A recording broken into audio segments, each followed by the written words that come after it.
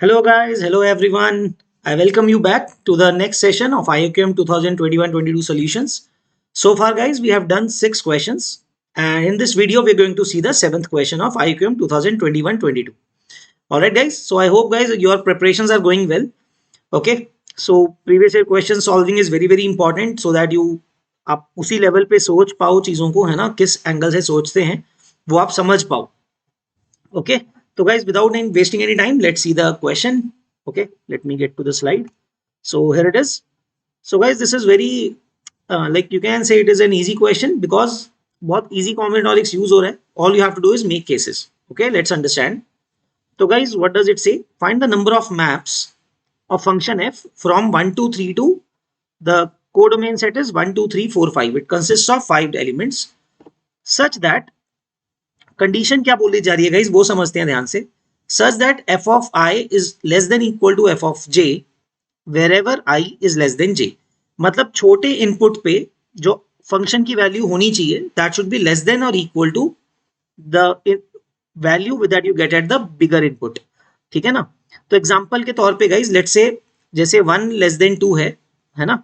Obviously और inputs are 1 2 3 है ना. तो गाइस बेसिकली कॉन्सेप्ट क्या हो रहा है देखते हैं यहाँ पे. If you understand the mapping here, so you have 1 2 and 3. या फिर गाइज इसको दूसरे तरीके से बनाते हैं. Let me make some spaces, है ना. these spaces correspond to यहाँ पे इनपुट यहाँ पे लिखते हैं. Okay, I am writing the inputs here. so input 1 2 and 3. तो द पॉइंट इज गाइज 1 2 और 3 को क्या वैल्यूज असाइन करें such that f of 1 should be less than equal to f of 2. f of 2 should be less than equal to f of 3, right? And f of 1 is of course less than equal to f of 3 according to this condition, है ना. 1 2 1 3 और 2 3 डाल के अगर आप देखोगे conceptually ये बन गया कि that f of 1 should be less than equal to f of 2, right? should be less than equal to f of 3. तो गाइस काइंड ऑफ क्या बनाना है आपको, इंक्रीजिंग और you can say non decreasing function आपको क्रिएट करना है ना. तो इस तरह की मैपिंग्स हमें करनी है. So how can it be done?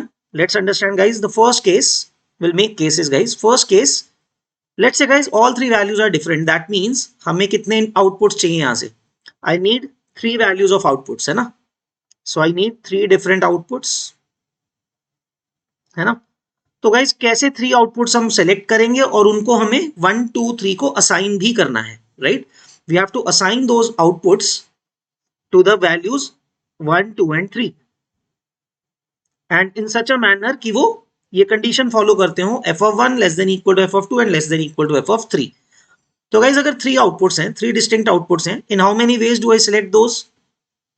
In 5C3 ways, है ना. क्योंकि हमारे पास 5 आउटपुट्स की पॉसिबिलिटी है 1 2 3 4 and 5. So that we do in 5C3 ways, है ना. वंस गाइस अपन अब सोचो गाइस अगर हमने उनको सिलेक्ट कर लिया है, उनको अरेंज करने का तो एक ही वे है ना. Because the smallest value will be applied to 1 will be given to 1 f of 1, है ना. Then उससे बड़ी वैल्यू को f of 2 को दे देंगे और सबसे बड़ी वैल्यू को f of 3 को देना पड़ेगा because the condition has to hold true, है ना. तो गाइस इसके कितने वेज हो गए? 5C3 is 10, right? Now second case, if there are 2 outputs,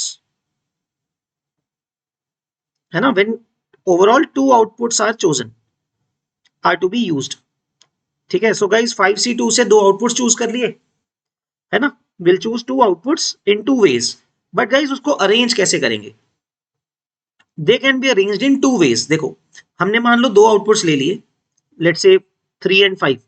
so either it could be 3 3 and 5 और it could be 3 5 and 5. This is how they can be arrange, right. So मैं लिख देता हूं यहाँ पे.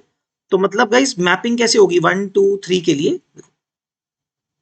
या तो f of 1 को 3 दे देंगे, है ना. और you can say very simple way. तो सबसे छोटी वैल्यू अगर हमने 2 इनपुट्स लिए हैं, 2 आउटपुट सेलेक्ट करें, सबसे छोटी वैल्यू 1 को तो सबसे छोटी वैल्यू देनी पड़ेगी, 3 कोई एक वैल्यू दे देंगे हम, है ना. Like I took the example of 3 and 5. तो 3 1 को देना पड़ेगा और जो सबसे बड़ी वैल्यू है वो सबसे बड़े इनपुट को देनी पड़ेगी 3 को, दैट इज 5 इसको देना पड़ेगा. So the middle number can take either 3 value और 5 वैल्यू, है ना. So that means I have to multiply it by 2 because there are 2 ways for it. ठीक है. तो guys how much is this? 20, है ना. 5C3 is 10 into 2 is 20. And now guys, last case, if it is only one output. If only one output is to be selected, that can be selected in 5 ways. है ना. उसके लिए तो कोई तरीका और नहीं है. There are only 5 ways and once you select it, एक ही तो आउटपुट है, सबको एक ही वे है, उसको अरेंज करने का भी वन ही वे है ना. For f(1), f(2), f(3), since single output assign करना है, तीनों को एक ही करना है, तो उसका वन ही वे है, right. That is it guys. So let's add them up. 10 plus 20 plus 5, that adds up to 35. Right guys.